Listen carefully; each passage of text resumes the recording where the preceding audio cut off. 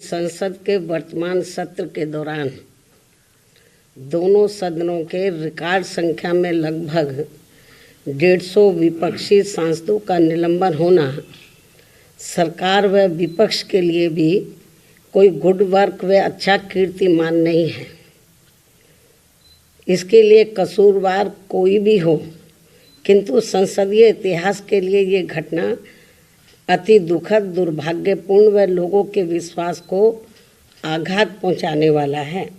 और इसी दौरान माननीय राज्यसभा सभापति का संसद परिसर में निलंबित सांसदों द्वारा मजाक उड़ाने का वीडियो वायरल होना भी अनुचित व अशोभनीय है। इस प्रकार से सरकार और विपक्ष के बीच जबरदस्त मतभेद, तनाव व टकराव वाली घटनाओं से देश के लोकतंत्र एवं संसदीय परंपराओं को शर्मसार होने से बचाना बहुत जरूरी है। साथ ही विपक्ष विहीन संसद में आम जन के हित से जुड़े, देश व आम जनहित से जुड़े अति महत्वपूर्ण विधेयकों का पारित होना भी ये अच्छी परंपरा नहीं है। और यहाँ विश्व के सबसे बड़े लोकतंत्र तथा परम पूज्य बाबा साहब डॉक्टर भीमराव अंबेडकर द्वारा निर्मित यहाँ पवित्र संविधान, संसद व अच्छी संसदीय परंपराओं को बचाने की जिम्मेवारी किसी भी एक की नहीं है, बल्कि सभी की है और जिसे सभी को मिलकर निभाना चाहिए। इतना ही नहीं, बल्कि अभी हाल ही में संसद की सुरक्षा में जो सेंध लगाई गई है, ये भी कोई ठीक नहीं है। ये अति गंभीर व चिंतनीय भी है और इस मामले में सभी को मिलकर संसद की सुरक्षा की तरफ विशेष ध्यान देना चाहिए। एक दूसरे पर आरोप प्रत्यारोप लगाने से काम नहीं चलेगा, बल्कि इस मामले को सभी को गंभीरता से लेना चाहिए तथा इसके जो भी दोषी व षड्यंत्रकारी हैं तो उनके विरुद्ध सख्त कानूनी कार्रवाई भी होना अत्यंत जरूरी है तथा ऐसे में इसके खुफिया विभाग को भी अब काफ़ी सतर्क रहने की ज़रूरत है ताकि आगे कभी भी ऐसी घटना की पुनरावृत्ति न हो सके। इसके अलावा विपक्ष के गठबंधन में बीएसपी सहित अन्य जो भी